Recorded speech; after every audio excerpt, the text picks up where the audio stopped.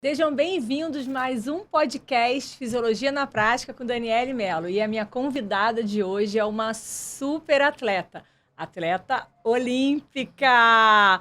Temos aqui a querida Valesca Oliveira. Val, muito obrigada por ter aceitado o convite, estar participando aqui desse podcast. Dani, ainda bem que deu certo, porque a gente Deu se encontrou no lançamento de outras redes aqui no Rio.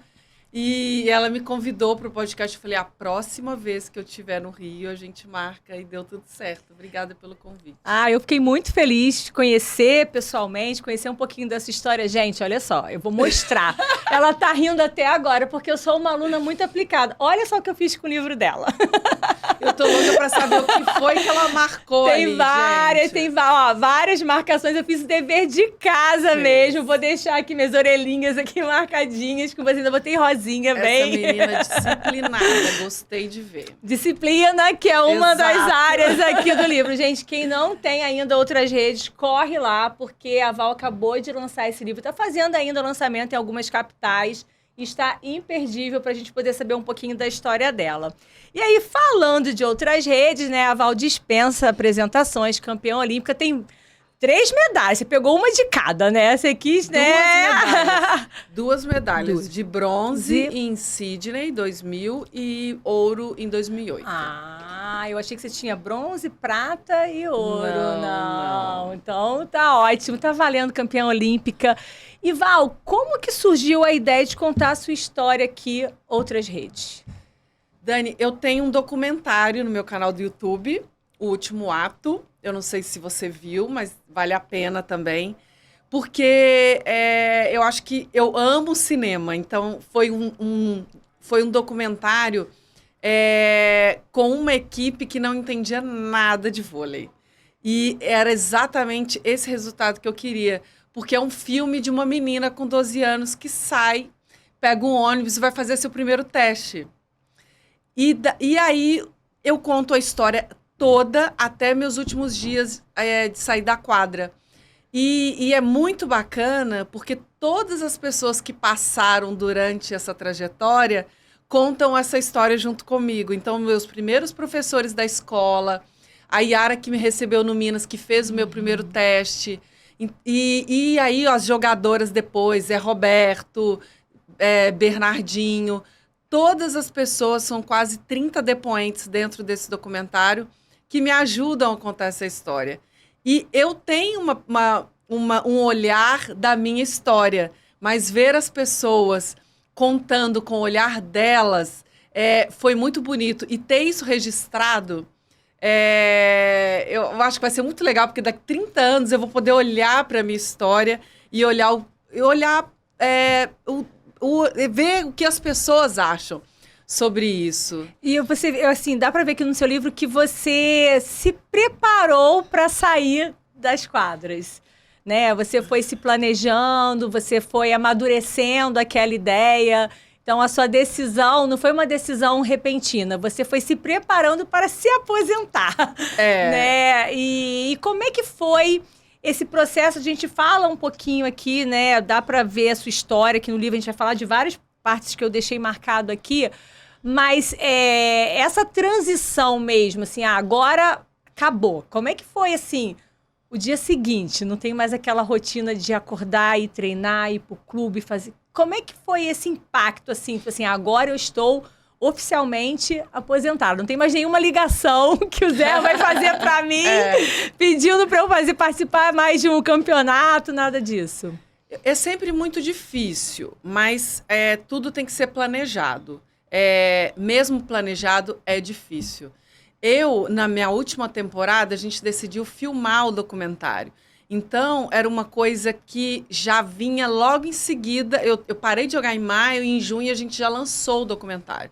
Então, eu estava ativamente ligada, eu acho, com a memória da minha carreira. E isso foi gerando outras coisas.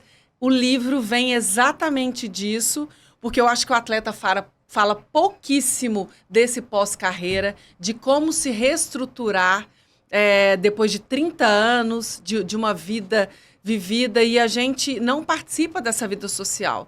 Então, realmente, é muito difícil. Então, a gente quis contar eu e a minha equipe, nós decidimos contar no livro, o livro traz a minha história até o capítulo 7, a história que estava no documentário, mas depois do capítulo 7 a gente começa a contar essa virada de como foi essa reconstrução de uma nova pessoa. Porque morre uma pessoa e nasce outra. É um renascimento. E vamos então fazer aqui uma retrospectiva. Vamos voltar então lá atrás. A Val começando lá na escola, sendo identificada por aquele professor de educação física, que aquela menina que estava ali nas aulas tinha um potencial, você chegando para conversar com os seus pais que você queria se dedicar a isso. E você fala muito aqui no livro, assim, da disciplina que existia na sua casa, né? Dos seus pais, que poderia até ser considerado um pouco mais rígido em relação à disciplina, mas como que isso acabou, assim, forjando você como atleta e seu caráter ao longo aí da sua vida toda profissional.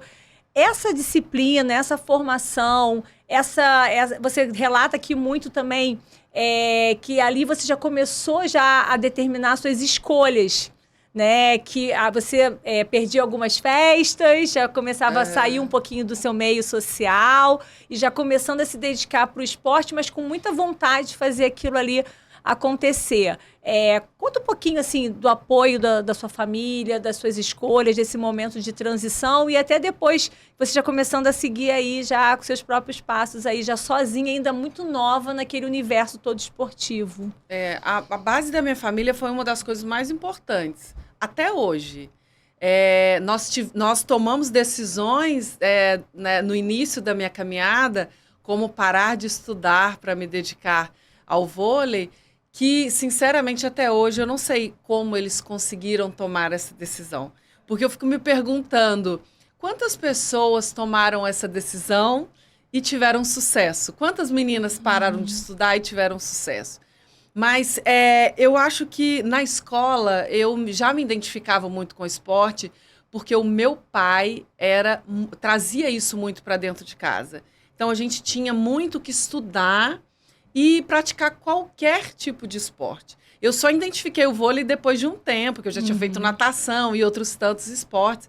E a gente brincava muito na rua também, com os vizinhos. Então, era uma coisa muito presente para mim. Uma infância ativa, né? Era muito, muito ativa.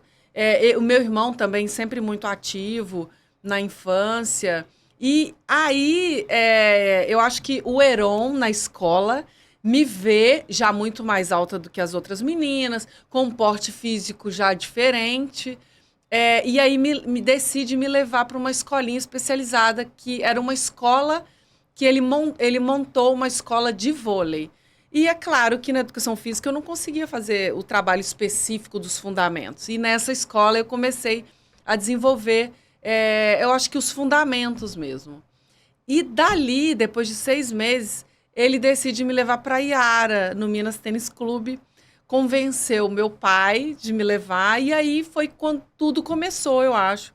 Com 12 anos, eu conto num documentário eu conto essa história, no livro eu conto essa história, porque a minha mãe me levou a primeira vez de ônibus, pediu para eu prestar atenção no caminho, e depois, ela até tá brincando comigo, Valesca, as pessoas vão achar que eu sou um monstro. Do outro dia, eu mandei... Aí ela disse, foi uma semana depois, eu falei, mãe, o que importa é a intenção de que um dia ou uma semana, a senhora falou, é com você.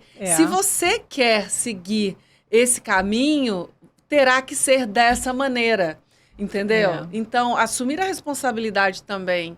E aí foi quando tudo começou, quando eu passei no teste no Minas, e aí eu fui trilhando, acho que esses caminhos, as categorias de base, foi tudo muito natural e sem essa pressão na minha casa dos meus pais.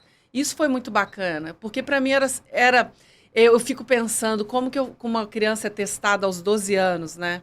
É muito mentalmente, que a gente está falando muito, né, da saúde mental das crianças, receber um sim ou não nessa idade, mas era para mim tudo uma brincadeira, até o dia que a gente teve que decidir parar de estudar ou parar de estudar ou jogar vôlei.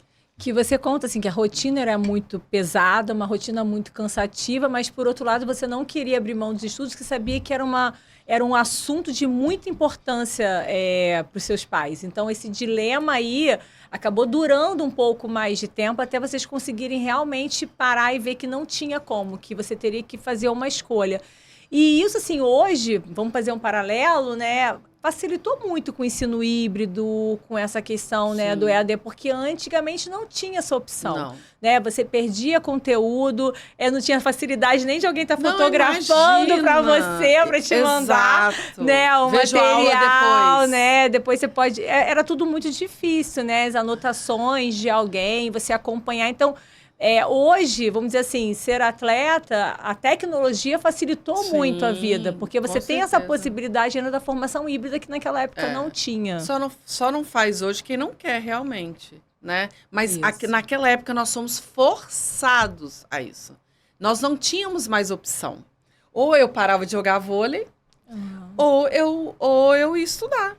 Era E isso. você hoje conversa com seus pais assim, gente, se não desse certo, ou isso em nenhum momento Com passou certeza. pela cabeça, porque assim, na sua você estava com tanta vontade que de repente não tinha aquela possibilidade de não dar certo. Mas e neles, assim, tinha esse Dani, receio, eles não queriam falar pra você, ficava aquele assunto meio tabu, como é que funcionou Eu não isso? tinha a mínima ideia de que aquilo ia dar certo. E era a partir do momento que eles tomaram essa decisão, eu senti que eu tinha uma responsabilidade a mais. Porque aquela decisão me dava a responsabilidade de dar certo, sim. De fazer as coisas para dar certo. Aquilo acabou te impulsionando. Exatamente. Mas assim, eu me matriculei 3 vezes no primeiro ano do ensino médio e não ia à escola, porque eu já estava na seleção. Eu com 15 anos, eu já disputava a Superliga. Então, eu saía da seleção e ia treinar de manhã à tarde. E aí, a minha mãe foi chamada no colégio. Ela não está conseguindo acompanhar. Eu chegava no colégio 5 meses depois. Não tinha a mínima condição. Não dava mais para conciliar aquela história. Né? E aí, eles tomaram... Eu pergunto para eles, quando você para você... analisar o que aconteceu, e eu tive, a minha primeira análise foi na pandemia, que foi a primeira vez que desligaram, acabou o campeonato, cancelaram, vai para casa. E a gente tem que ver o que vai acontecer. Então, nesse momento, foi que eu parei para pensar em tudo que tinha acontecido antes, em toda a história. Imagina, eu parei com 42, eu fiquei em casa com 40 anos, depois de 28 anos, pensando no que tinha acontecido. Então, assim, foi uma loucura rever tudo e parar e pensar, nossa, o que eu fiz até agora? E o que eu quero fazer daqui por diante? O que eu fiz de legal? O que eu não fiz? O que eu posso fazer diferente? A pandemia antecipou um pouquinho esse teu prazo para aposentadoria, para você encerrar? Você acha que não? Não.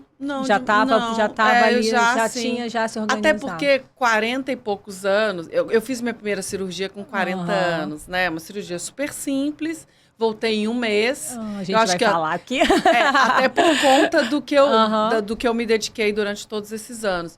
Mas, não, eu acho que depois, dos 39, 40, eu fui medindo ano a ano, temporada a temporada. Então, terminava a temporada, não, eu tô bem fisicamente, eu consigo ainda jogar mais uma.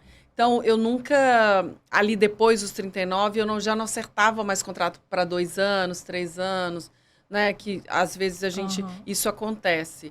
Então, eu ia medindo como eu estava, sabe? Até meu rendimento também, que isso quer dizer muito para mim até, que sou muito ativa, sempre joguei. Então, para mim era muito importante ser efetiva. E quando isso foi diminuindo um pouco, foi passando, as dores foram aumentando também, porque eu fui chegando aos 42, né? E aprender a conviver com as lesões, né? Aprender com as dores, né? Mas também eu acho que teve um momento que eu comecei a pensar nos meus aprendizados ali. Eu acho que eu tinha sede de aprender muito mais coisas que não estavam mais ali. Então, eu acho que isso, para mim, foi decisivo em parar de jogar no ano passado. E você saiu do Brasil também, você morou muito tempo fora do Brasil e é a melhor bloqueadora do mundo, né? Tem vários títulos assim com isso. Mas você coloca também aqui no livro muito essa questão. Você estava muito bem realizada profissionalmente, mas você também sentia muito as suas ausências em várias etapas importantes da vida da sua família, momentos que estava todo mundo reunido ali, ou situações marcantes de nascimento, de morte, de festas, de casamentos, né? Então, datas que você acabou perdendo em função das escolhas que você fez. Chegou um momento que isso começou a pesar mais? Tipo assim, poxa, eu tenho todos esses títulos, mas eu tô sentindo falta do acolhimento da minha família, eu tô sentindo falta de estar mais perto deles. São trocas, né? Você leu, eu troquei a medalha de 2012 pela minha família, e foi exatamente isso. Em 2008, quando eu vou jogar na Itália, eu morava na Itália e jogava na seleção. Então, eu joguei 3 anos na Itália, e quando eu saía da Itália, o Zé Roberto ligava. No domingo, eu tinha sido campeã italiana. No domingo, ele falava: Val, eu preciso de você quarta-feira em Saquarema. Então, eu estava na Itália. Então, eu passava em casa, trocava a minha mala e ia para a seleção. E aí, e depois eu fui para a Espanha, fiz a mesma coisa. E quando chega em 2008... eu via realmente que essa balança estava muito pesada, estava muito desigual, na verdade. Né? E tentar equilibrar as coisas no alto rendimento é quase que impossível. Só que eu tinha uma proposta muito bacana de jogar na Rússia, na temporada de 2008, depois da Olimpíada, e eu tive realmente que decidir. Ou eu, mais uma vez, mais uma decisão muito importante. Ou eu continuo na seleção, ou eu vou para a Rússia jogar. Só que eu acho que os anos fora do Brasil me fizeram tão bem como jogadora e como pessoa. Eu aprendi muita coisa. Então, mais uma vez, o aprendizado me move muito. Então, eu não quis abrir mão de jogar esses 3 anos que eu joguei na Rússia depois. Então, eu tinha que abrir mão de alguma coisa. Eu abri mão da seleção, era muito cansativo para mim, e eu não ia conseguir fazer mais 3 anos naquele ritmo que eu estava. O Zé Roberto até tentou antes de 2012, meses antes, 3 meses antes da Olimpíada de Londres, me ligou e falou: Val, eu preciso de você, da sua experiência. Falei: Zé, meu sobrinho acabou de nascer. Eu falei: eu não posso nesse momento. E outra coisa... uma outra jogadora fez o ciclo olímpico de 4 anos, se dedicou, e 3 meses antes eu ia tirar um sonho de uma pessoa. Então, eu falei para ele, eu não preparei essa festa para participar dessa festa. Foi o que eu disse para ele. E ele me deu uma semana para pensar. Pensa bem! Só que ele já sabia a minha resposta. E ele me ligou no outro domingo, eu lembro que ele estava na Turquia. Ele era técnico na Turquia. Ele me ligou uma semana depois, ele: Val, e aí? Eu falei: você já sabe a resposta. Não. E aí eu não voltei. Mas eu acho que essas escolhas são muito importantes para você hoje, quando você para de jogar, você ter laços. Porque, senão, você fica realmente muito sozinha. E eu realmente não fazia mais parte da minha família e nem dos meus amigos. Os amigos também são cultivados, né? Diariamente. Você tem que alimentar. Então, eu consegui recuperar isso com essas decisões, que não foram fáceis, mas foram necessárias naqueles momentos específicos. E, assim... hoje, olhando para trás, eu faria tudo de novo. Teria as mesmas decisões que eu tive. Então, isso é muito bacana, né? Você olhar e ver que você tomaria hoje as mesmas decisões. E você, falando de família, você fala muito também, assim, de como seu marido foi importante na compreensão desse processo. Aí você até fala assim, né, que não é fácil ser casada, né, com uma atleta da sua, né, visibilidade. E o que você acha, assim, qual foi a base ali do casamento esses anos todos? Da compreensão dele, ele te acompanhou, você fala, né, no seu livro você relata bem quando você tomou a decisão de ir para fora do Brasil, da decisão que ele foi também junto com você. Qual o sucesso aí desse casamento aí? Conta pra gente. O sucesso é todo dele, na verdade, eu acho. Gente, é muito difícil. Porque ele era seu preparador físico, empresário, marido, é muita função pra mesma pessoa. Função, e vivendo, o que você falou, ainda coitada. vivendo no exterior, você acaba ficando muito só você e a pessoa ali também, que nós tá construímos contigo, essa né? base forte ali. Porque nós estamos juntos há 20 anos. Só que nós nos conhecemos em 2003, numa festa. A Virna é nossa madrinha de casamento, porque ela nos apresentou. Ele era preparador físico da Virna na época. E nós estamos juntos desde aquela festa. Procurando marido, entre em contato com a Virna, Gente, que ela, ó, tá melhor do que aplicativo de namoro. A Virna falou que já casou 5. Opa! Eu falei, gente, pelo amor de Deus, não é verdade? Virna é o contato. Quem tá querendo Exato. casamento, entre em Manda contato. no direct dela, gente, porque ela é certeira. E aí, o Ricardo, no início, era... Na verdade, quando eu fui chamada para a Itália, eu já tinha uma lesão no joelho, né? A condromalácia, grau ali 3, eu acho, já. E aí, muitos atletas iam jogar fora e voltavam com lesões, às vezes até irreversíveis. E a minha proposta foi a melhor de todas, eu acho, porque no primeiro ano ele foi como meu preparador físico. E depois as equipes viam o trabalho que ele fazia comigo e contratavam ele para ser preparador físico dos times que eu jogava. Então, ele fala que vendia o combo já, o Big Mac com a batata frita. E aí foi assim, nós fomos... depois ele foi para a Espanha como preparador físico, para a Rússia também. Só que eu acho que o nosso relacionamento tem essa base realmente de que eu estou aqui por você e você está aqui por mim. E a gente às vezes até brigava e falava, não, vamos fazer logo as pazes porque não tem mais ninguém. Então, Vamos resolver logo. E pronto. E assim, foi muito legal porque ele me completa muito em muitas coisas. Quando a gente foi assinar o contrato da Itália, na reunião, ele já começou a conversar com o italiano falava português na época, já começou a falar com o italiano e já aumentou o meu contrato ali na mesa em, acho que 20%, mais ou menos. E aí ele via que ele podia fazer isso.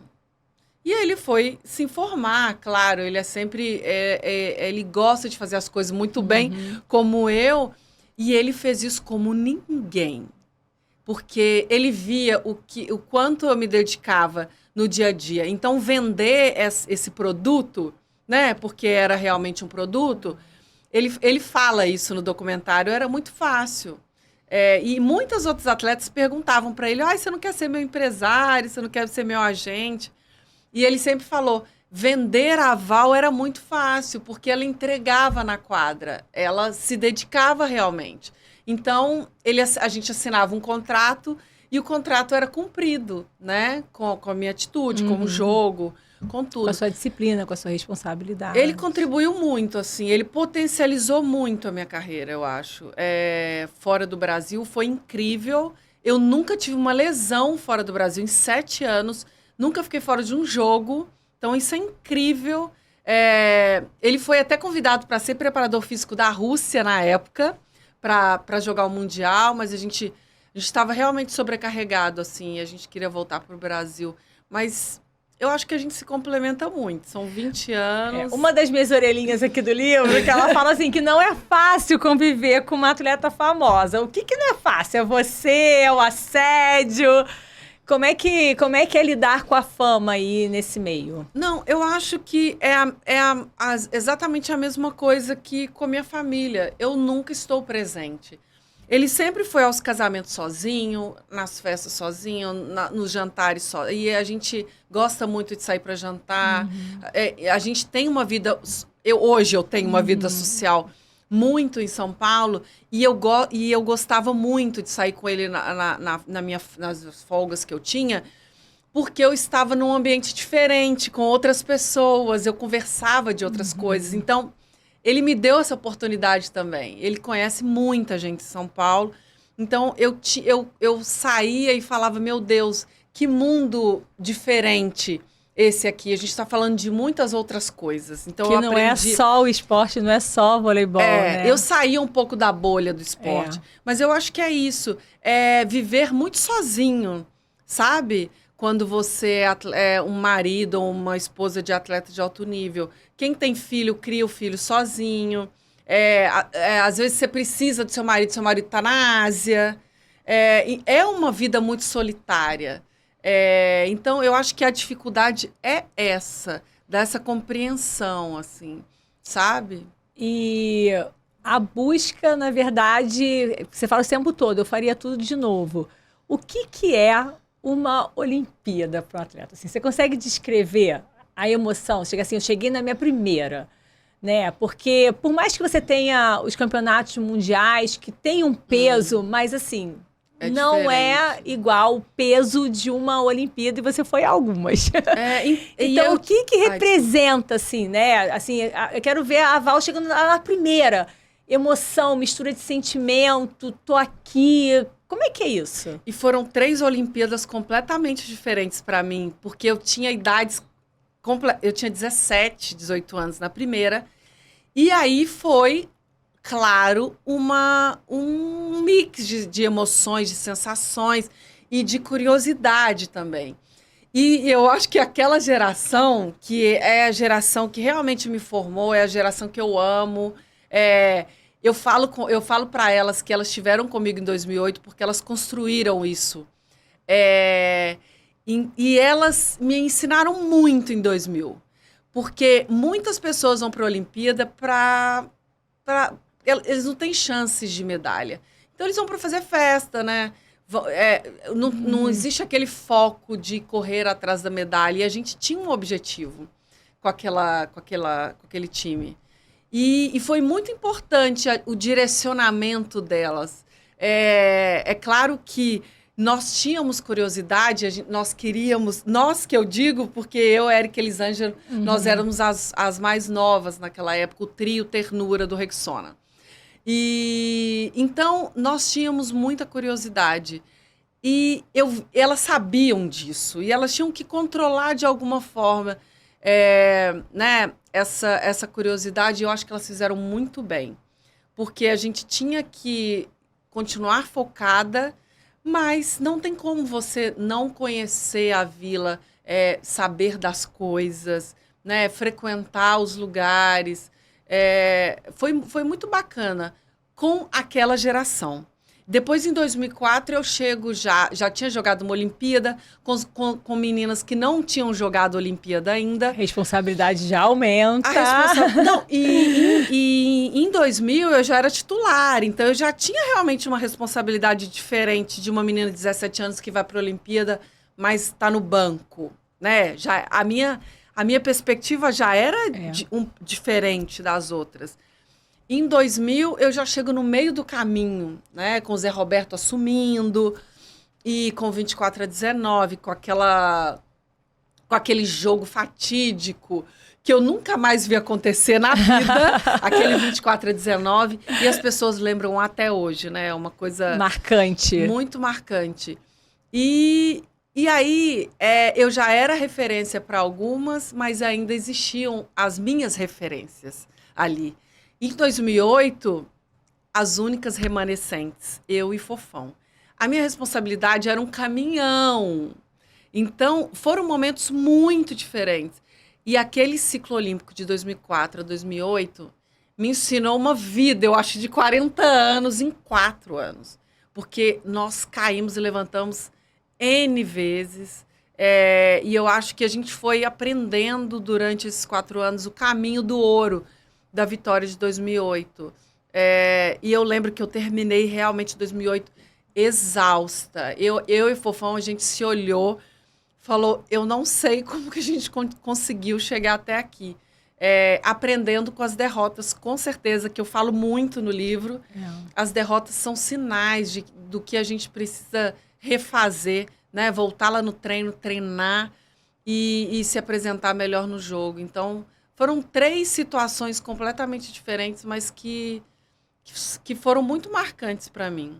E você também deixa isso bem claro, né? Que você fala assim, a medalha de bronze, ela tem um peso de ouro para mim. Só você sabe o que você precisou se dedicar para conseguir aquela medalha ali, né? Então, a sua trajetória naquela Olimpíada, os ensinamentos, os erros, os acertos, aquilo ali tem o peso de uma medalha olímpica do ouro, né? Porque aqui a gente tem essa mania, ainda mais o vôlei é muito cobrado. Né?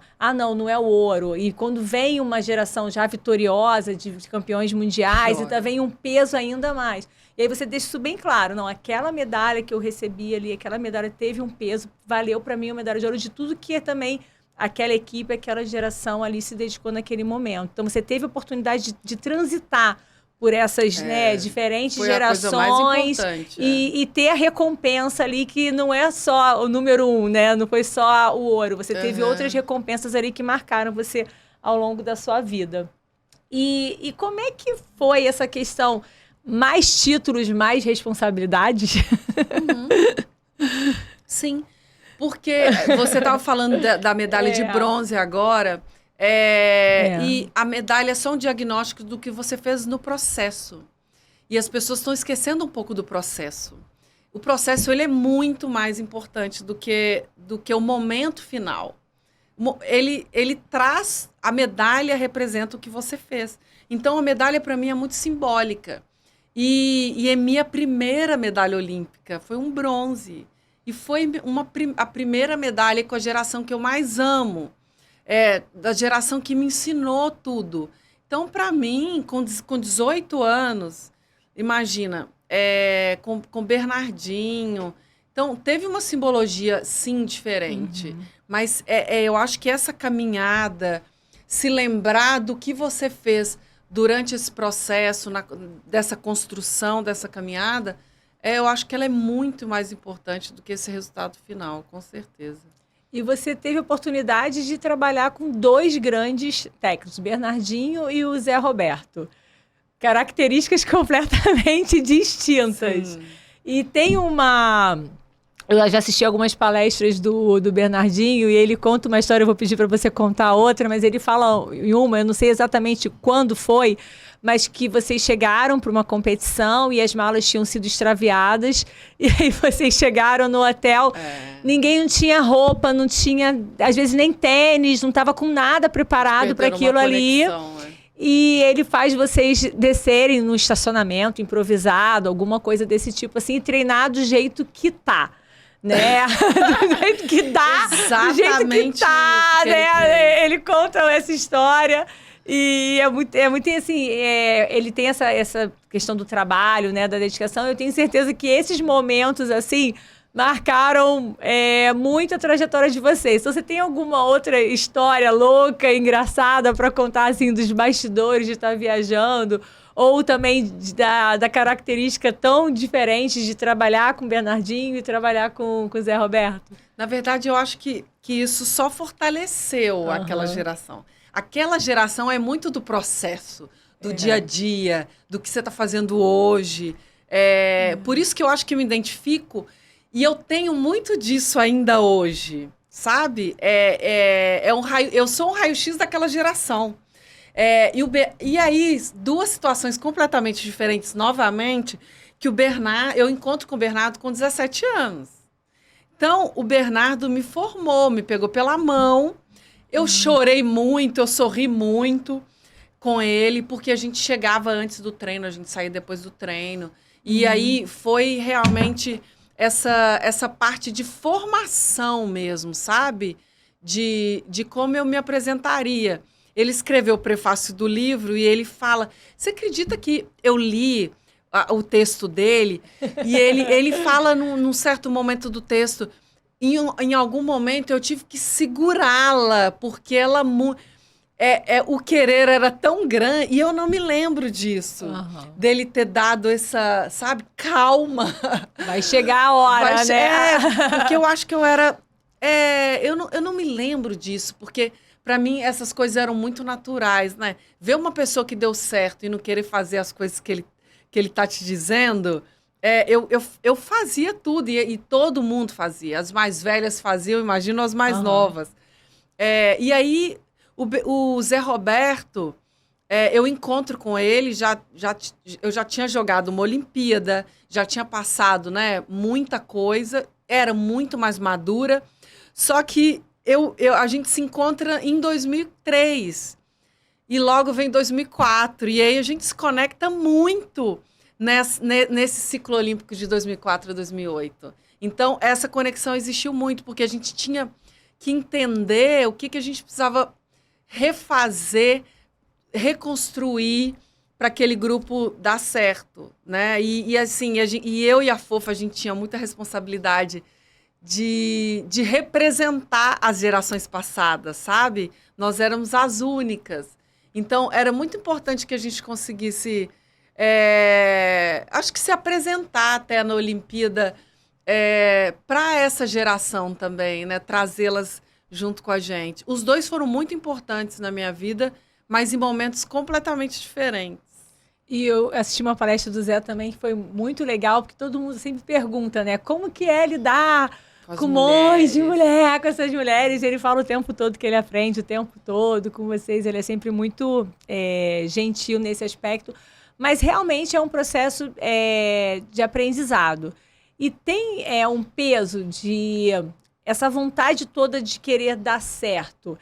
Era uma vontade só sua? Era uma responsabilidade que você já trazia também? Não, foi a escolha que eu fiz da minha família? Ou assim, o peso da mulher atleta? Eu preciso me destacar, eu preciso ser muito boa. Como é que você via essa questão da cobrança? Assim, você via diferença no tratamento do voleibol feminino para o voleibol masculino? Você via diferença em relação à mulher, o homem? Como é que era já na sua geração essa questão da cobrança? Não, eu não sei. Eu nunca acho que pautei a minha carreira nisso, em mulher, homem. Não. Eu acho que eu tive boas referências. E eu aprendi, eu falo isso, que eu fui muito inteligente na época de perceber o que as meninas tinham de melhor. Então, quando eu chego na seleção e vejo Ana Moser, aquilo me impactou de uma maneira, as pessoas olhavam para a Ana Moser de uma maneira diferente.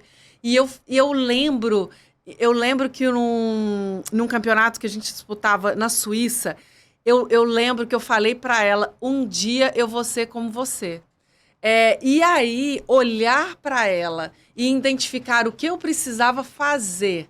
Eu acho que o meu pensamento sempre foi, eu quero sim ser uma atleta de alto nível, mas o que eu preciso fazer para ser uma atleta de alto nível? A gente volta no processo de novo. Eu preciso comer bem, porque eu preciso alimentar a minha ferramenta de trabalho, que é o meu corpo. Eu preciso ter repouso, eu preciso fazer uma prevenção de lesão. Então, eu fui aprendendo com elas esse caminho. E aí, eu fui montando a minha receita. Isso aqui pode dar certo. E aí, em 2000, eu já tenho o primeiro diagnóstico. Olha, eu estou no caminho certo.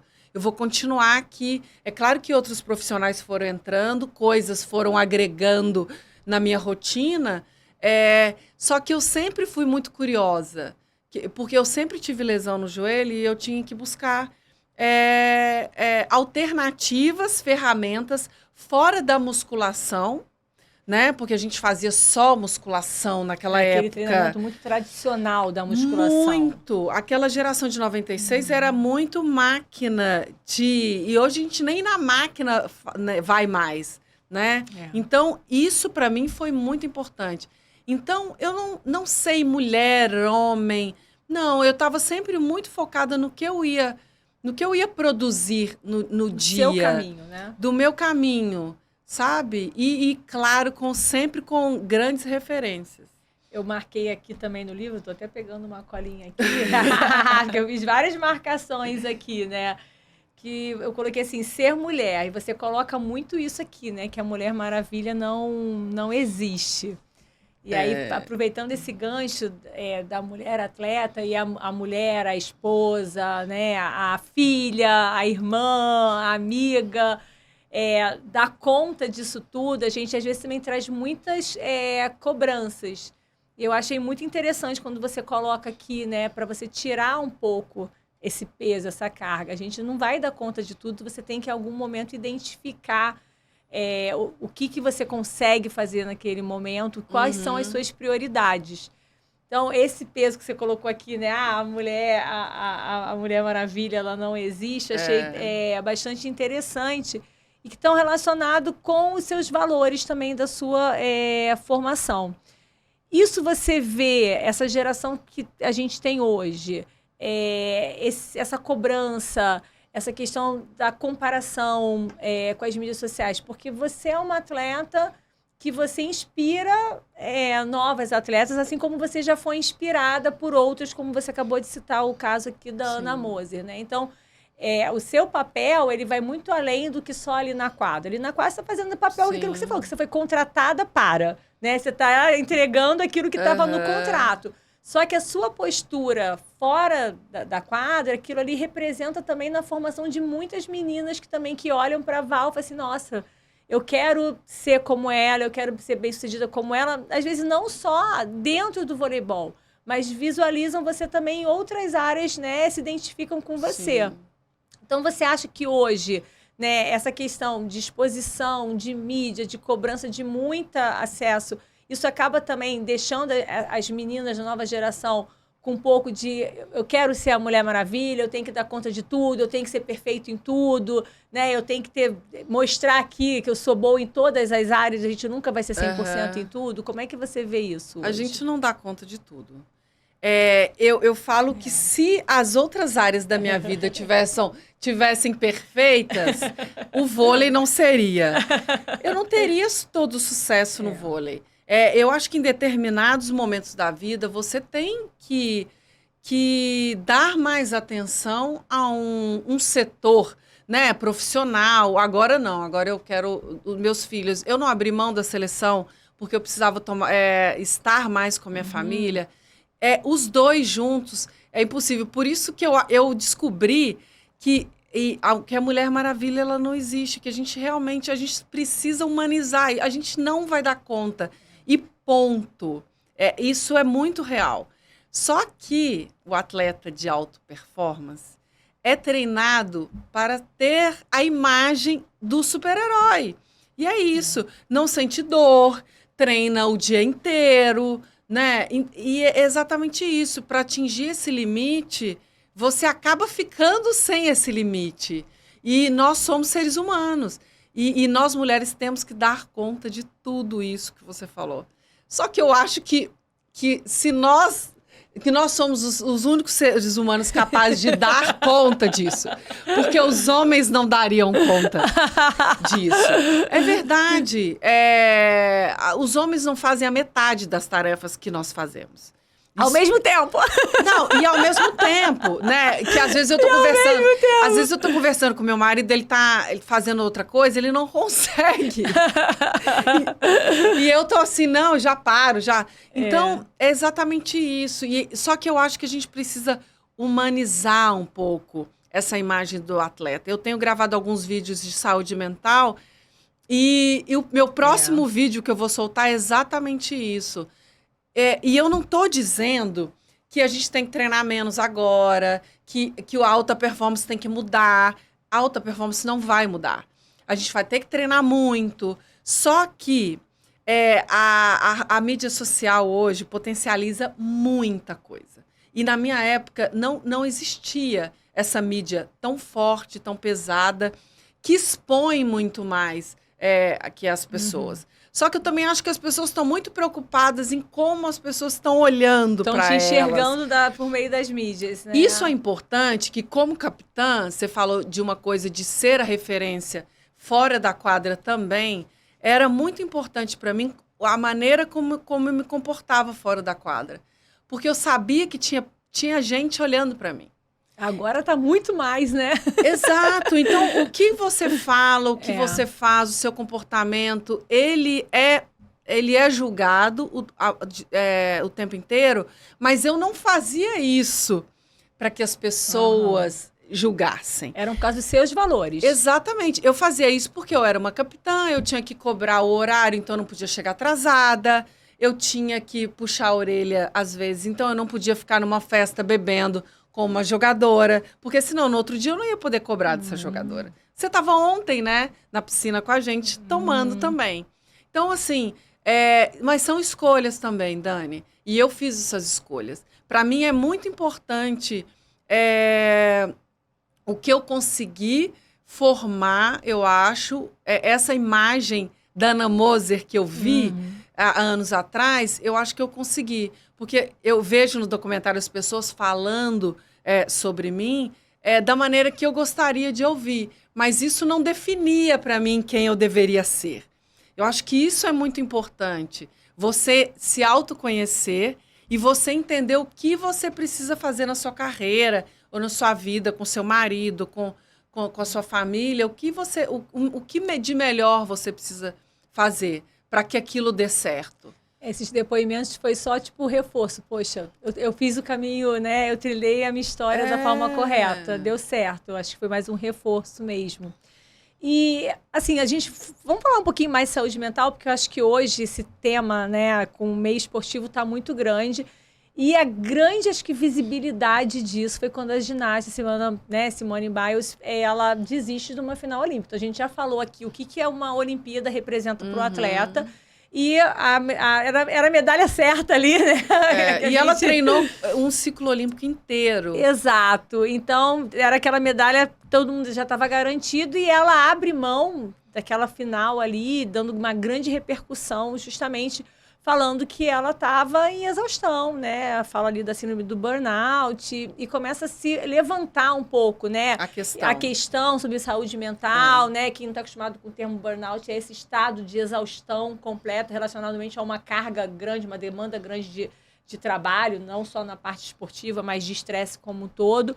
E isso aí começa a ficar, um grande zum ali, aquele no meio esportivo. E aí se levanta, né? A gente sabe que todas as equipes esportivas são multidisciplinares, que o papel do psicólogo do esporte é essencial numa equipe multiesportiva, mas ali naquele momento, ele não existe, né? Essa é a grande questão. Exato, naquele momento ele fica claro. Então, eu queria que a gente falasse um pouquinho disso, né? Dessa questão da saúde mental, o que aquele momento foi meio que um divisor de águas. E até a gente levantar essa situação aqui, porque a gente sabe que a equipe multidisciplinar, muitas das vezes, está faltando outras áreas ali que são essenciais para o desempenho do atleta, e uma dessas é a psicologia do esporte, que fica ausente nesse momento. Ela deu essa declaração há algum tempo e os casos continuam acontecendo. A gente teve o caso da Júlia, na Itália, que suicidou. As pessoas falam, não fala, suicidou. A gente precisa falar. Não é tabu, como é importante as pessoas não gostam de falar de morte, por que não? Né? Eu acho que essa nova geração trouxe esse assunto mais à tona, porque não está realmente suportando. E a gente acabou de falar, o esporte de alto nível não vai mudar. O treinamento é esse. E eu acho que vai aumentar cada vez mais. Né? Porque nós temos adversários cada vez mais qualificados e a gente tem sempre que ajustar o nosso treinamento. E ele nunca é para menos. Né? O Bernardinho fala, o outro time pode ganhar, mas ele não vai treinar mais que a gente. Exatamente. Já vem já vem essa questão de que a gente realmente... que o Brasil nunca foi o grande talento como a Rússia ou o Cuba, com poder de força, e Rússia sempre muito grande. O Brasil sempre teve que treinar muito para alcançar todos os objetivos. A questão a saúde mental hoje, dentro do esporte, ela é tão importante quanto a parte técnica, a parte física, qualquer outra área. Eu acho que é até mais importante, porque você pode estar bem tecnicamente e taticamente e não conseguir virar a última bola do jogo, ou entrar num campeonato e desistir de um campeonato. Tem a depressão, tem a crise de pânico, tem tantos outros nomes, né, que a gente que está cada vez mais familiar e esse profissional da saúde mental para acompanhar. Não é uma coisa esporádica, vou ao campeonato mundial com elas. Não, eu acho que isso tem que ser prevenção. A gente não faz prevenção de lesão. Sim. A lesão não tem acidentes na quadra que torce o joelho, torce o pé. Mas a prevenção disso, não adianta ela chegar, uma pessoa morrer para a gente correr atrás. Quantas outras pessoas vão morrer? Para a gente correr atrás de ter um profissional ali semanalmente. Por que não deixar de treinar um dia com bola para ter um treinamento mental uma vez na semana? Então, eu sinceramente acho que os times vão ter que repensar essa estrutura dentro da comissão técnica. Já é muito difícil para as mulheres, porque a comissão técnica é quase 100% masculino. E o atleta também tem a dificuldade de falar dessas fraquezas. Eu não digo nem fraquezas, mas porque essa imagem de super-herói. Né? É essa imagem de super-herói que a gente tem que desfazer um pouco, porque nós temos essas coisas externas que acontecem. Morre alguém da família, hoje você está com TPM, ou aconteceu alguma coisa. Esses fatores externos, eles também estão junto com a gente dentro da quadra. Você vive numa sociedade, né? Por mais que a sua rotina seja uma rotina muito restrita ali ao treinamento, ao descanso, né? As horas de sono, mas você vive numa sociedade, você tem família, você tem amigos, você está sujeito a todas as alterações que podem estar acontecendo ali. Só que a gente, às vezes, passa muitas vezes por cima desse sentimento. E aí, eu acho que aí a gente vai enchendo um pote... E vai enchendo um pote e vai guardando, o pote não vai estourar nunca, esse pote vai estourar. Então, claro, um amigo meu, durante a pré-temporada do ano passado, teve um AVC, o outro correu com ele, eu não estava. Mas eu entendia que eu não poderia estar com ele. Mas uma outra pessoa pode entender diferente, né? O que eu estou fazendo aqui? Que eu não estou com meu amigo. E aí você passa por cima desse sentimento, enche esse pote, não tem ninguém para esvaziar o pote, porque se tem essa profissional, você conversa, você digere o que aconteceu e o potezinho vai ficando mais equilibrado. Leve, né? Mais leve, isso, mais não leve, E a gente acha que não vai porque acontecer. Porque sempre vão ter várias questões naquele potinho lá. A gente nunca vai zerar aquele pote. A santa terapia, né, Dani? Aquele pote nunca vai zerar, mas a gente pode deixar ele mais leve, pode minimizar várias coisas. Porque é a vida real, né? A gente vê todo mundo muito bonito, lindo no Instagram, e aí as pessoas às vezes comparam a vida delas. Isso também é uma coisa que mexe muito, eu acho, com essa nova geração, né? Que não cria vínculo também com nada, né? Não tem casa própria, não tem carro. Eles não querem mais esse vínculo, a coisa está muito descartável. E eles se comparam muito com essa vida de novela, do Instagram. A vida das mídias, né? Que é só glamour. Exato. E que não existe, gente. Não existe. Não existe. Existem alguns momentos, né? Exato. Porque nós somos humanos. Exato. Exatamente. E aí você falou agora na saúde mental, ainda um componentezinho que eu queria, antes da gente falar da saúde de uma forma geral, que eu quero entrar na situação do seu câncer. Como é que você vê também que acaba sendo um reflexo dessa questão da saúde mental? Casos agora de agressividade no esporte.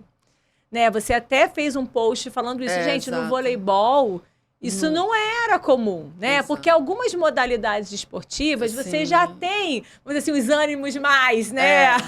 Agitados, o contato físico, o próprio contato físico que favorece, que a gente não tem. E aí, quando você fala assim, gente, a gente está tendo caso agora de agressão, né, no vôlei. E aí você fez um post, achei bem interessante, falando disso. Que você acha, o que está acontecendo ali? Me dá a sua opinião, claro que sua opinião, né, é completamente pessoal, subjetiva. O pote encheu, né, Dani? O pote encheu. Simplificou.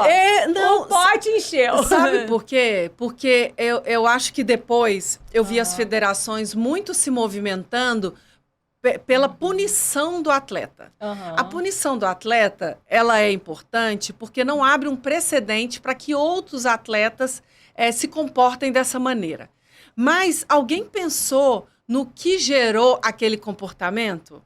Porque aquilo não nem na briga de Cuba, a mais famosa do mundo, que tinha, você teve pegou, contato você físico. você vivenciou essa rixa, né? Exato. Brasil e Cuba, que você deixa até aqui bem claro. O problema não era só ali na quadra, o problema era fora da quadra. Exato. Tinha aquela provocação, né? Mas a gente não teve contato físico nenhum. E essa história é a mais famosa e não é o que a gente está vendo hoje em dia. E aí, assim, na verdade tem a questão da agressividade junto com casos de indisciplina.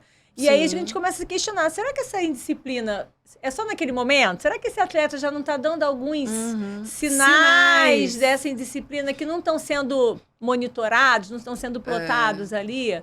Sabe que eu fiz uma live esses dias, logo depois da morte da Júlia, eu fiquei muito tocada e eu falei, eu preciso falar um pouco desse assunto. Alguém tem que falar desse assunto, né? E aí, dentro dessa live, essa psicóloga diz que os companheiros do time podem identificar se essa saúde mental está afetada com mudança de comportamento. Porque a gente acha que, às vezes, a pessoa está em depressão porque ela está muito triste ou ela está muito feliz. Porque são os extremos, né?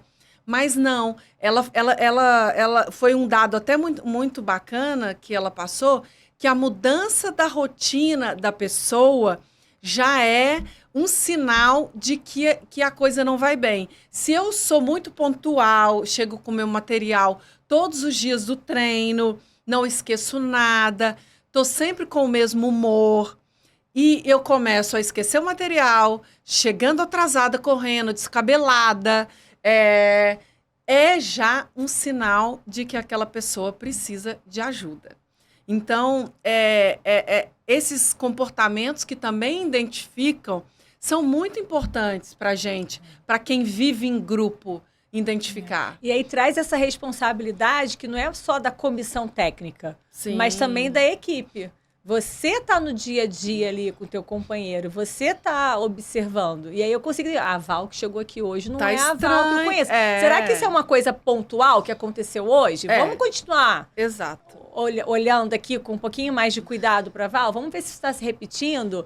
Nem deixar que isso também, né, se agrave. Até chegar antes e comer. Oi, Val, tudo bem? Tudo bem? Hoje você chegou meio alterada aqui no treino, aconteceu alguma coisa? Não, tudo bem. Não falou que não, mas vamos continuar, né, observando. E especificamente no caso de suicídio, existem várias palestras de suicídio, eu já participei de alguma delas. E assim, os sintomas, os sinais são muito característicos. Então, se você estiver atento. Né? Mas às vezes as pessoas estão tão aqui fechadas no seu mundo. Mas a gente passa muito tempo junto, né, Dani? Você consegue identificar, porque são todos os dias. Você está ali pontualmente no mesmo horário. Todo mundo se comporta de uma maneira equilibrada, né? Você conhece, você conhece que a Val personalidade de cada um, claro, né? A Val chega sempre no horário. A outra tinha uma que esquecia a meia todo dia.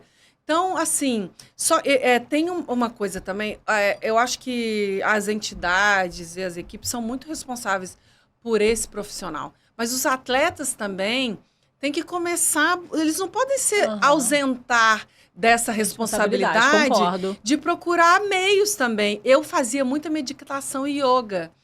Eu ia para o Pilates, eu prestava atenção na minha respiração, eu ficava um tempo ali comigo, 40 minutos, prestando atenção no que você... esvaziando, sabe, o pote, pensando eu nadava também.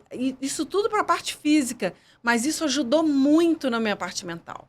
Essa parte, eu vejo que você posta muita coisa de meditação, yoga.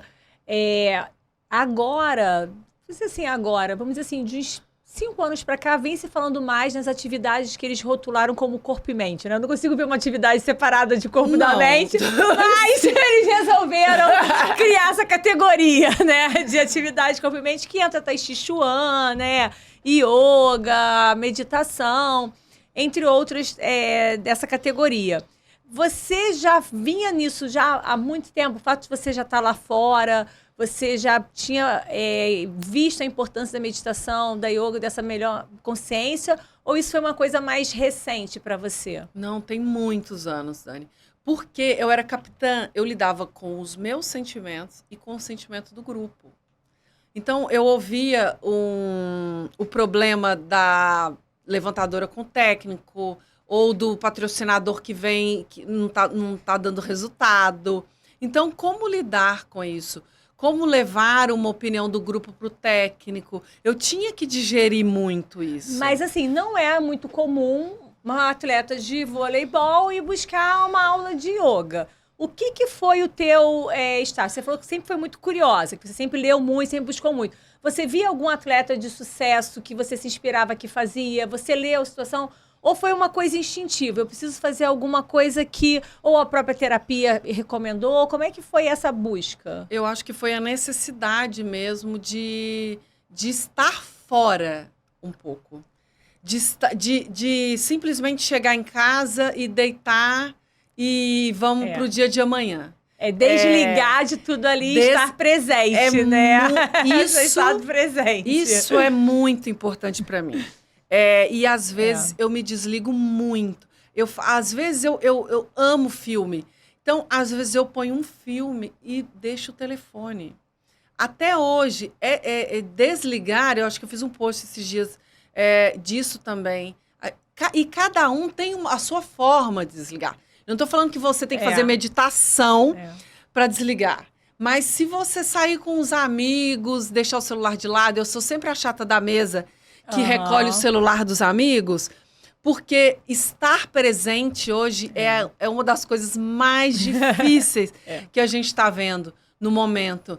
E eu consigo ainda... Eu sou muito mais ativa hoje no Instagram do que eu era, mas eu acho que eu ainda consigo me dedicar a um papo com você sem estar preocupada se alguém está mandando mensagem no meu telefone, se a outra tá andando de barco, ou se a outra tá... Sabe? Então, eu acho que é cada um encontrar a sua forma de desligar. E isso, mentalmente, é muito importante. Às vezes eu faço meditação e 15 minutos, 20 minutos, parece que a minha semana inteira foi embora. Eu começo já a semana renovada, o dia renovado.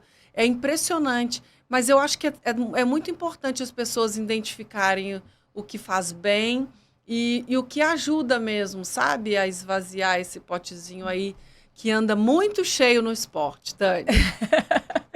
Eu também pratico, eu sou suspeita para falar dos benefícios da yoga e da meditação. Realmente é outra Dani. Eu vi você com a Mandinha esses tempos você vai ter que ir lá com a gente. Você vai ter que ir lá com a gente. Vou depois fazer um capítulo à parte aqui da Amanda, que fez essa aproximação aqui. Eu levei ela para fazer uma prática comigo. Ela gostou. Acho que nós conseguimos adorou. Mais uma adepta. Acho que o bichinho da yoga também mordeu lá. Que legal. A Amanda. E aí, pensando assim, nesse quadro de saúde geral, você acha que a sua saúde, essa disciplina, foi o grande diferencial para você lidar? Porque você foi diagnosticado com câncer de tireoide. Aí achei uma situação muito interessante, que foi nos exames pré-temporada. Que, teoricamente, as pessoas fazem aquilo ali como rotina. Não, vamos lá. A gente nem faz esse exame, Dani. A gente nem faz esse exame. Olha só. O que aconteceu naquele momento ali, daquela temporada específica que foram feitos esses exames? O anjinho da guarda, ele estava naquele momento presente? Sempre esteve comigo e o anjinho da guarda tem nome, tá? Dr. Nardelli. Dr. Nardelli identificou. A gente não faz esse exame de ultrassom da tireoide na pré-temporada. Naquela temporada da 1000 de Campinas, o Dr. Nardelli pediu esse exame. O Dr. Nardelli é médico da seleção brasileira também. Pediu esse exame, eu fui fazer um exame de pré-temporada, como você disse. E aí a médica me disse na hora, você devia investigar esses nódulos, você está com os nódulozinhos, não deve ser nada, mas é bacana você fazer uma biópsia. E quando você fala de biópsia... Já que não é nada, já é um nome diferente. Biópsia, isso não é nada. Exato. E aí eu cheguei no clube e falei, nossa, Nardelli, a médica falou para eu investigar. Ele falou, não deve ser nada. E aí a gente começou realmente a investigar. Ele me passou pro Dr. José Brandão, maravilhoso, de cabeça e pescoço, do Sírio, em São Paulo. E aí a gente começou, faz uma biópsia, e ele me examinou. Não vai ser nada, vamos documentar só.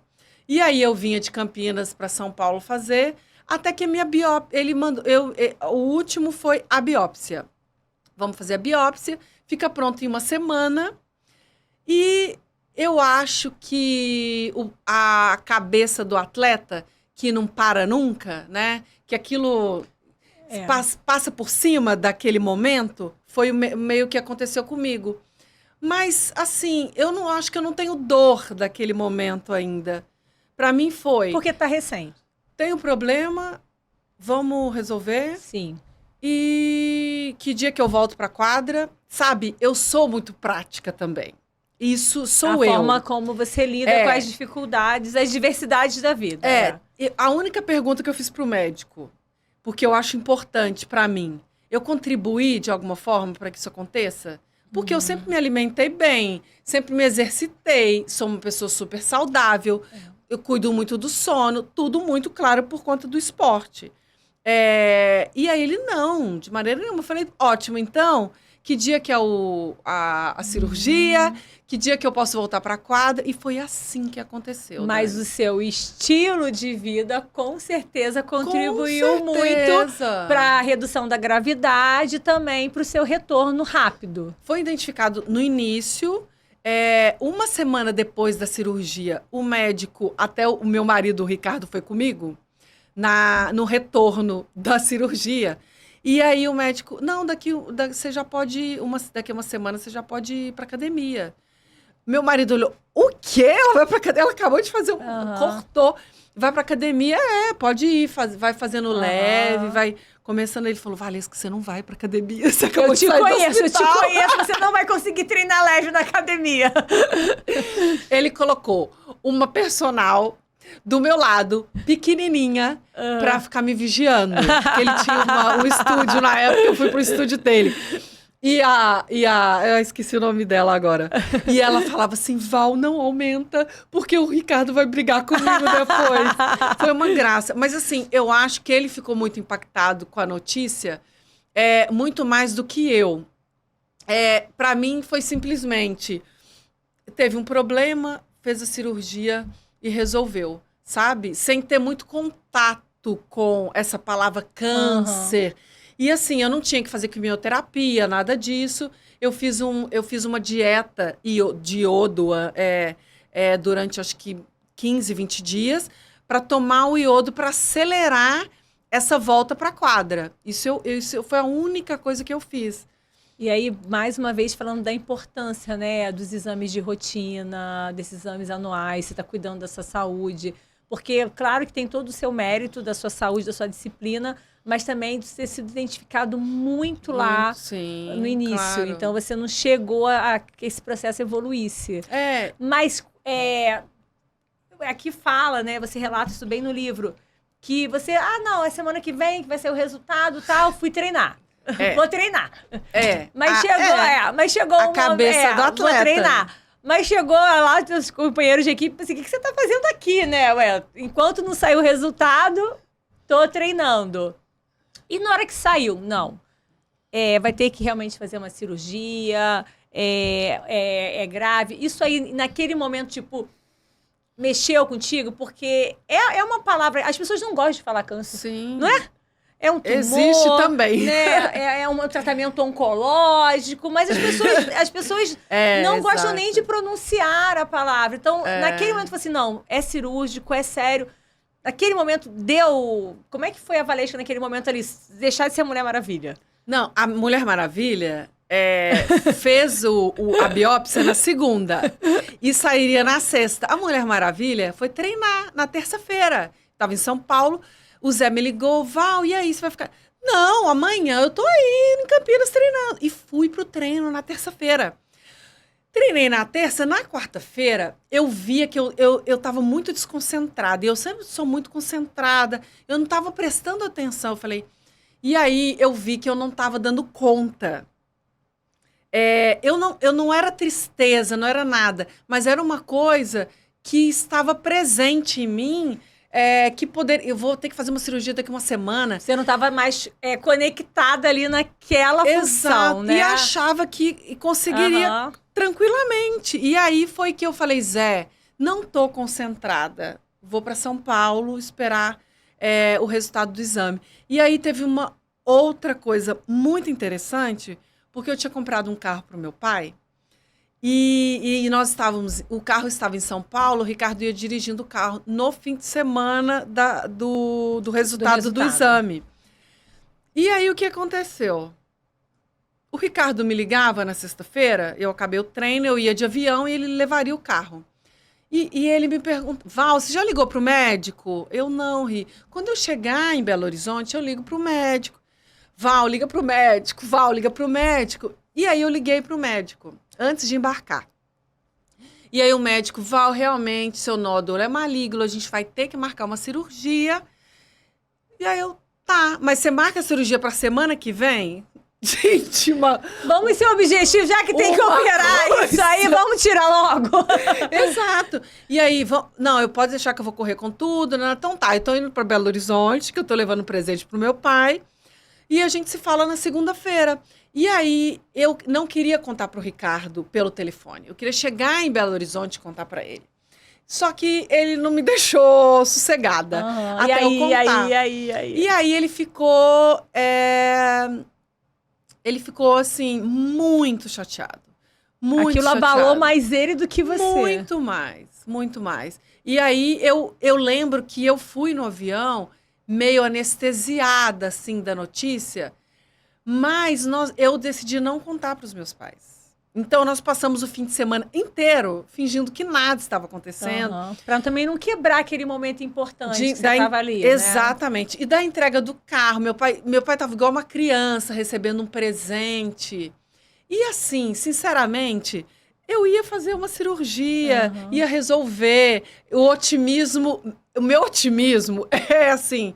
Eu acho que, sabe, pode estar caindo o mundo que eu tô com o mesmo humor, que eu acho que eu vou levantar amanhã, que tudo vai dar certo. E eu aprendi isso no vôlei, né? Porque um dia você perde e aí você não pode ir no fundo do poço, porque no outro dia você tem que jogar de novo e tem que tentar vitória. E no outro dia você ganha e aí você tá eufórica. Então, tentar equilibrar um pouco desses sentimentos, dessas emoções é importante também para a nossa vida, né? Porque a montanha-russa do esporte, ela é muito maluca. E te prepara para a montanha-russa da vida. Te prepara. E aí eu fiz a cirurgia, acho que 10 dias depois, e liguei para os meus pais, depois que eu já tinha voltado para casa, vem para São Paulo, eu fiz uma cirurgia, tá tudo bem. E foi assim, e foi resolvido. E eu não tenho essa dor, o meu potinho não tem isso. Saiu já foi, sabe? Já tá leve o potinho. Porque eu acho que essa minha praticidade e esse meu ensinamento de que amanhã vai estar tudo bem, veio do aprendizado daquela geração, sabe? Porque eu acho que, já fazendo uma comparação... Você ganha uma medalha no outro dia ela não serve mais de nada. Se você não construir começa tudo a próxima medalha, você não vai viver daquela medalha para sempre. Então, a próxima tem que ser construída do zero. Aquilo não te dá vantagem nenhuma no próximo jogo. Então, eu acho que você não pega atalho. Não tem atalho para quem é campeão olímpico, vocês me avisam, porque até hoje eu não vi. Entendeu? Então, eu acho que é muito isso. Por isso que eu falo muito no livro de construção, do processo, do que você está fazendo. Porque eu conversei com uma especialista de física quântica, esses dias de pensamento, vibração, do que você entrega para o mundo, do que você tá recebendo. Às vezes, seu dia... esses dias eu peguei um Uber com uma mala e o cara nem levantou para me ajudar, sabe? A colocar a mala. O meu dia termina ali daquele jeito, com aquele sentimento? Não. Transforma esse dia numa coisa positiva. Às vezes ele está num momento ruim difícil, também da vida dele, né? Eu acho que lidar com o ser humano também é uma coisa que a gente tem que aprender. Porque as diferenças existem, os momentos existem também, só que a empatia não existe nos dias de hoje. A gente tem que olhar para o outro e tentar sentir o que está se passando com o outro também, né? Porque às vezes até o reflexo dele com você foi alguma coisa que aconteceu com um passageiro anterior, né? O caso aí, você está dando exemplo do Uber. Isso pode acontecer em inúmeros locais. Você não sabe qual foi a história daquela pessoa até ela chegar ali para estar te atendendo. Não, basta você reverter isso com ela. Exato. De repente você ali com fala um sorriso, gentil, com um bom dia, com uma gentileza. Isso faz todo sentido. Para mudar. Não, tá certíssima. Val, aqui você fala muito assim, agora que você vai estar navegando, atuando em outras redes aqui no livro. E aí, que seriam essas outras redes? Dá um spoiler aqui pra gente, só um pouquinho. Gente, outras redes. Já tinha terminado o livro, eu não tinha o nome do livro. E aí, nesse processo de reconstrução de imagem, de marca...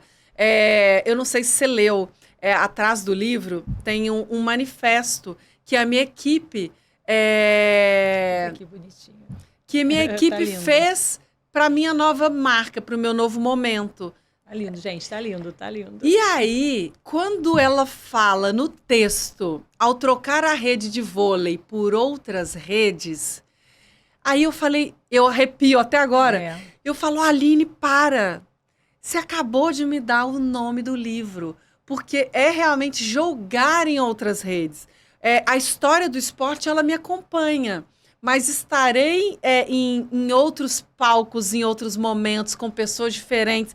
Então, em outras redes, me remete a tantas outras coisas, né?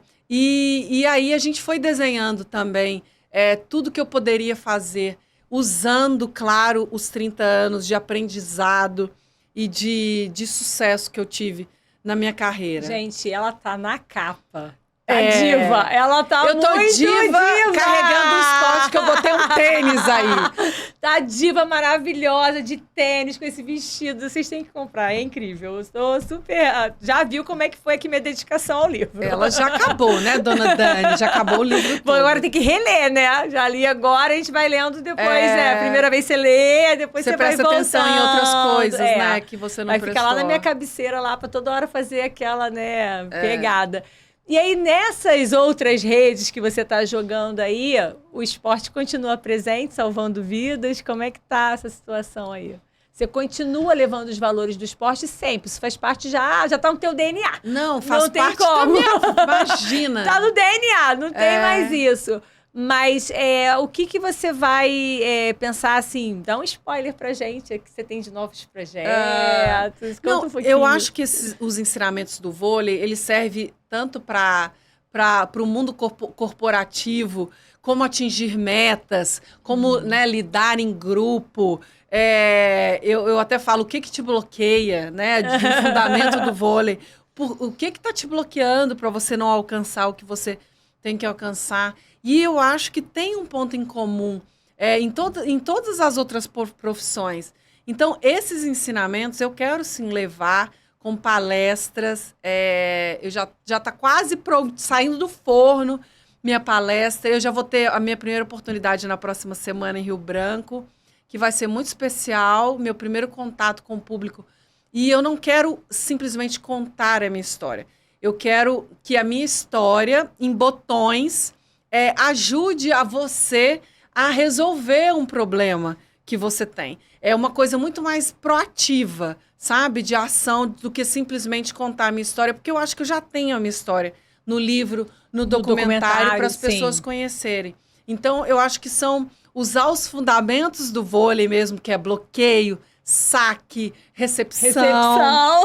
Né? É tão difícil receber uma crítica, né? Exato. Então, assim, são fundamentos que são muito importantes para o nosso dia a dia e no nosso desenvolvimento. Então, como lidar com esses fundamentos no dia a dia, como superar esses fundamentos. Então, eu acho que motivação, liderança também é um ponto muito importante, porque eu acho que eu vivi isso por muito tempo como capitã. Então, falar de uma coisa que eu vivi. Eu vejo, às vezes, algumas pessoas falando de coisas que não viveram.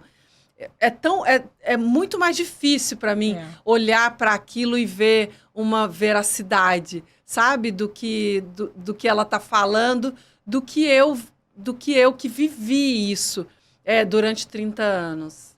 E o que é a Val 4.0? Gente, eu acho que eu fui a única mulher louca para fazer 40 anos. Eu tava assim, gente, eu quero muito. Sabe por quê? Porque eu sempre me identifiquei mais com as pessoas mais velhas. Isso, para mim, era uma forma de referência, de aprendizado. Porque eu acho que elas têm muito mais para oferecer do que a gente que viveu menos, né? E aí, querer chegar aos 40, eu achava que eu ia chegar a ter uma maturidade. E realmente porque você começa a ver as coisas, dá importância a algumas coisas que você não dava antes. Então, estar muito mais com a minha família, estar presente, viver o momento. Então, são muitas coisas que os 40 anos me trouxeram, assim. Respirar. Eu sempre fiz muito isso, né, durante a minha carreira no esporte, como capitã, respirar, não devolver para a pessoa, né? Às vezes você está recebendo uma crítica e você já está pensando na resposta, né? Você não está nem ouvindo mais o que a pessoa está falando. Já está se defendendo ali. Você já está formulando o que você vai devolver. Então, se as pessoas prestassem mais atenção na respiração, e a gente volta lá na yoga de novo, eu acho que muitas coisas que elas fizeram, elas não fariam. Porque se você dá aquele tempo de digestão do que o outro está falando, entender que o outro, muitas vezes, está falando para o seu bem também, né? Porque às vezes você briga com um amigo e ele está identificando alguma coisa em você que não está legal, e você já está revidando. Então, eu acho que me trouxe uma paciência que eu já tinha, mas ela foi potencializada com os 40 anos. Foi bom. Foi bom olhar para trás, para os 40, porque eu te disse que os 40 foram muito importantes porque foram durante a pandemia e foi o momento que eu realmente parei para olhar para a minha história. E você fala muito assim, sua família é a tua base, né? Você tem o tempo todo no seu livro essa importância da sua família, mas você relata agora também como que você está curtindo pequenas coisas que você antes não tinha oportunidade nessa vida louca de treino e atleta e vai e volta para poder só cuidar ali basicamente da sua função, da sua atividade de jogador. Assim, de tudo isso, assim, o que você acha que hoje é mais importante para você? É você poder saber o que você vai fazer amanhã? Porque tem uma parte que eu achei muito interessante. Assim, agora eu consigo me planejar. Que palavra era essa, né? Aí eu falei, como assim? Mas porque vocês têm um calendário, né? Mas é um calendário esportivo. Exato. Você disse assim, tudo. Como assim? Planejar? Eu falei, peraí, deixa eu voltar. Deixa eu ver se eu tô... Sim, exatamente. Mas existe um planejamento, mas na verdade é um calendário esportivo. Você não consegue se planejar para nada, você está sempre em função daquela temporada, daqueles jogos. Sim, você tem que torcer para algum jogo não ser na data que tem um casamento e aí você vai para esse casamento correndo para voltar no outro dia para treinar. Não tem. Esse planejamento não existe. O tempo é a coisa mais importante que eu tenho hoje. Poder ir e vir. Querer ou não querer. Eu decido hoje se eu quero estar aqui com você, se eu não quero. É verdade, porque hoje eu faço as coisas que são convenientes para mim, para minha família, para o meu marido. Não são convenientes. Eu posso almoçar hoje 3 da tarde, né? Eu posso jantar às 10h30 da noite, não faço isso, mas hoje eu posso não almoçar se eu quiser. Então, hoje eu posso. E assim, são pequenas coisas mesmo, porque às vezes eu ligo para as pessoas marcando reunião no dia do feriado, porque eu não tinha feriado. Então, para mim, era normal trabalhar. Então, eu acho que as outras pessoas inteiras, todas, não vão trabalhar também nesse normal, dia. E aí, São Paulo é muito louco, né? Porque as pessoas realmente trabalham. Então, eu me pego, às vezes, nessas situações. Eu trabalho várias vezes, feriado. Então, normal, isso. sábado, domingo, congresso. Mas sabe o que é acordar domingo e poder ficar na cama um pouquinho mais, preparar um café da manhã, descer na piscina, malhar, fazer um almoço em casa ou sair para um cinema sem ter que pensar que você tem que arrumar a mala para voltar para a sua cidade? Meus últimos dias de indas e vindas para Uberlândia, São Paulo, foram muito difíceis. Algumas vezes eu chorei no avião, porque aquilo já estava me fazendo mal. Deixar o meu marido para trás, deixar a minha casa para trás, isso realmente me fazia mal. E você pensa que você está tão acostumada que você não vai sentir mais aquilo. Então, quando eu tinha que ir embora no domingo, aquilo nos últimos momentos, nesse último ano, me fez mal, assim. Às vezes eu ligava pro meu marido, tô chorando. Mas como que você tá chorando? Você não já tá combina, não combina com você isso. Engole o choro. Quem é essa mulher que está me ligando? Não é minha esposa. Como que essa pessoa... Falei, você tá chorando, não é possível. Exato. Por isso que eu escrevi aí, estou deixando de ser um robô. Né? Numa parte. Porque a minha terapeuta me chamou de robô. Eu acho que antes da pandemia, eu comecei a fazer terapia e eu falava para ela como que era meu dia a dia. Ela falou, você já percebeu que você... Ela me perguntava de sentimentos, eu não sabia falar para ela, porque aquilo não me interessava, porque não tinha tempo de viver aquele sentimento. Então você bloqueia. A gente jogava para lá, né? E é óbvio que na meditação, nos meus meios, eu conseguia filtrar aquilo, deixar aquilo mais leve. Mas ela me chamou de robô numa sessão. E aí eu fui embora com aquilo. Aí ela deixou lá, ela plantou a sementinha. Plantou. E aí eu fui embora com aquilo. Gente, ela me chamou de robô, mas por quê? E aí eu fui ver realmente o que eu fazia no dia a dia e realmente era automático.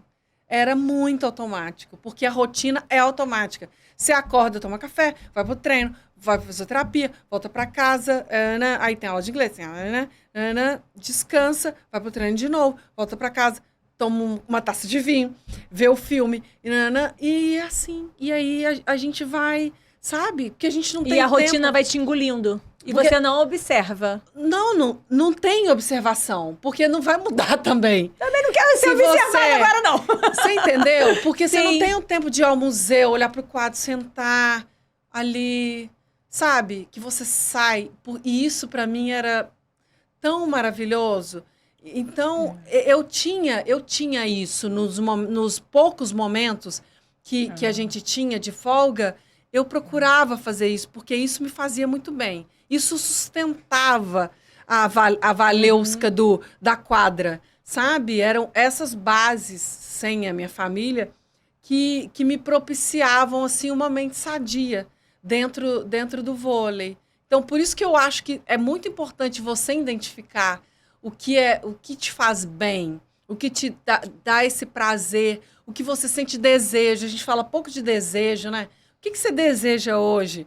Tomar um bom vinho com uma amiga, né, Dani?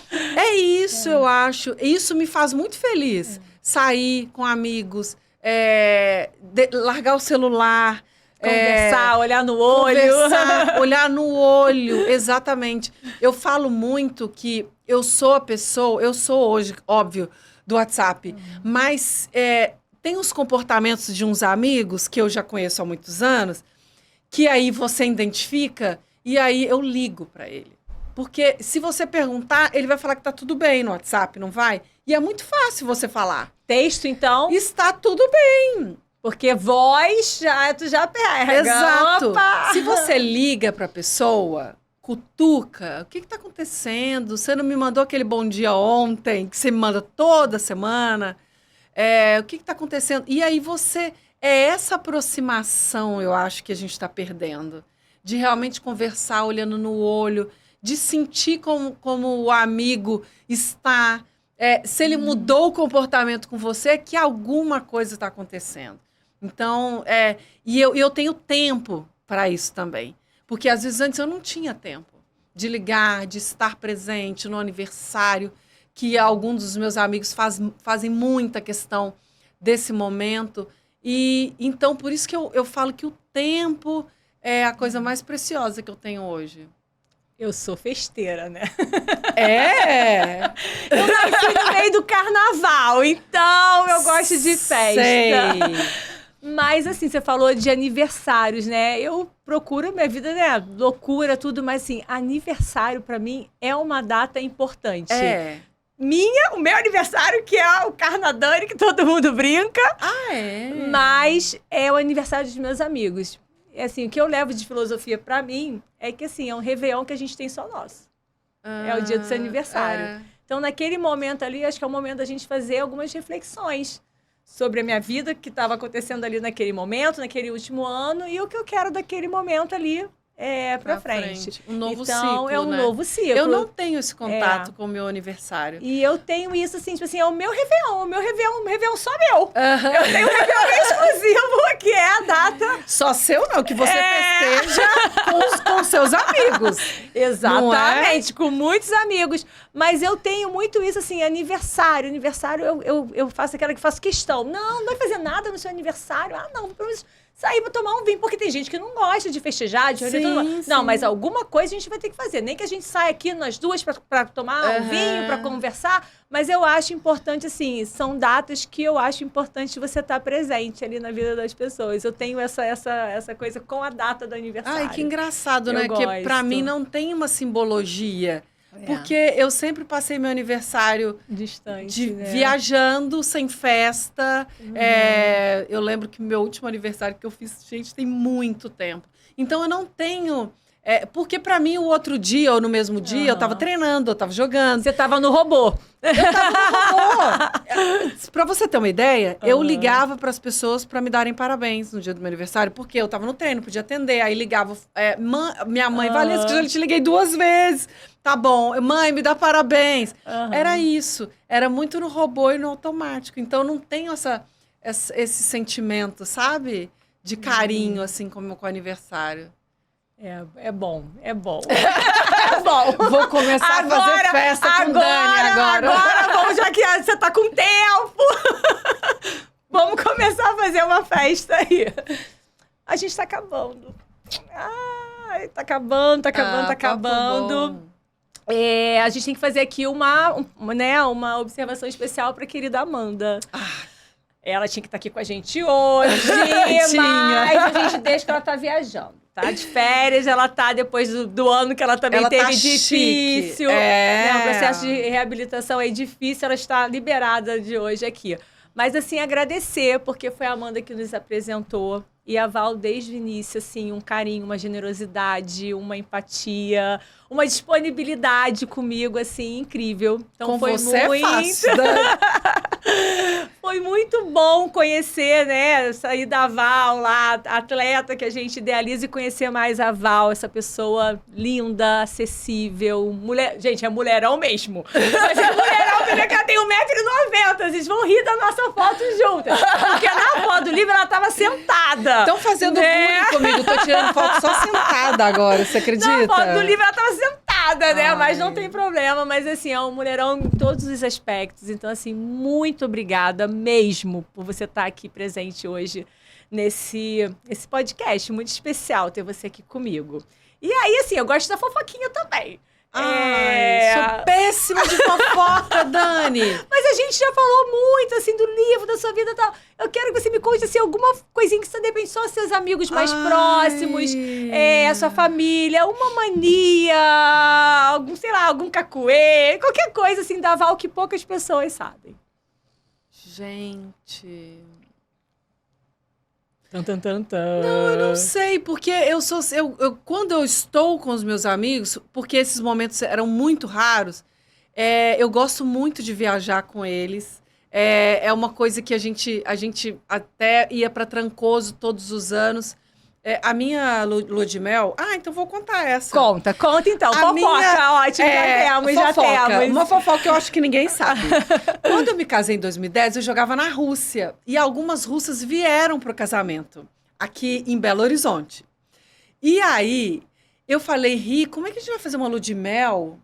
Essas mulheres aqui, a gente tem que fazer algum turismo com elas pelo Brasil, pelo menos, para elas não virem só pra festa e irem embora.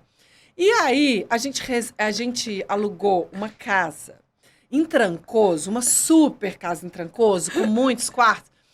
E a minha lua de mel foi comunitária. Adorei! Eu convidei os meus padrinhos de casamento, os amigos, aí nós levamos as russas. E aí, foi a lua de mel mais maravilhosa que eu pude ter na vida. Vocês pararam Trancoso, né? Gente, foi muito maravilhoso, porque elas se divertiram muito. E eu amo Trancoso. E aí, depois dessa data, os meus amigos sempre... E aí, a gente não vai para Trancoso esse ano? A mesma turma? Então, eu sou muito amiga, assim, eu acho. E agora eu tenho tempo de ser amiga. Então, eu gosto muito, assim, de estar com eles sempre, quando eu posso. Muitos deles moram em BH, eu estou em São Paulo, mas eu tenho ido muito mais para lá, e acho que está sendo uma delícia, assim, poder me programar e me planejar para estar mais presente com eles. Adorei, gente, lua de mel comunitária, entendeu? Amei. A Val já falou que gosta de eventos, né? Então, quem sabe agora nessas outras redes aí teremos mais eventos em Trancoso? Com certeza. E aí, para acabar, eu queria que você completasse a frase. Podcast com a Dani é... inteligente. Eu gosto disso.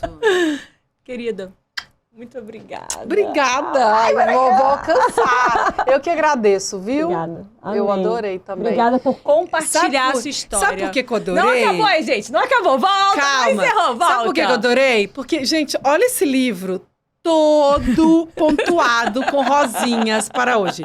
Uma pessoa já disciplinada... A gente vai conversar agora de tudo que eu gostei aqui, das coisas que me chamaram a atenção. Vai continuar a resenha. Ela já me convidou, super disciplinada, então pronto, gente. Já virou amiga já, essa pessoa. Obrigada, disciplinada. Dani. Eu falei, não, gente, eu tenho que ler isso muito bonitinho, tem que saber todas as vírgulas aqui desse livro aqui. Mas, assim, a sua história é linda. Eu acho que o livro, ela só veio só... formalizar, documentar isso para ficar agora eterno, mais do que... Nossa, eterno, né? Olha, é muito tempo eterno, né, gente? Mas a gente conta, né? Como é ser autora... Peraí, gente, parou. Acabou não. Como é ser autora? É responsabilidade, né? Porque você vai entregar uma coisa que vai ficar eternizado. É isso. E assim, eu não fiz para agradar as pessoas, porque às vezes você pensa, né? Será que as pessoas vão gostar desse livro? É simplesmente a minha história, contada por mim. Eu acho que é um livro muito fácil de ler, a linguagem é fácil, né, de ler. É um livro rápido.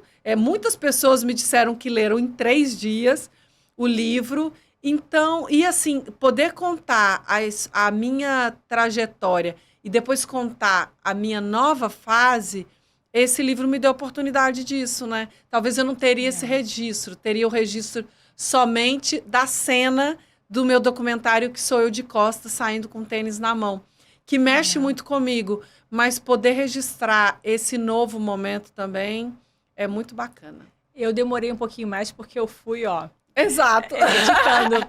Acabou então, que agora eu me empolguei. Você falou isso de deixar eternizado, né? Eu trouxe meu livro para te dar também.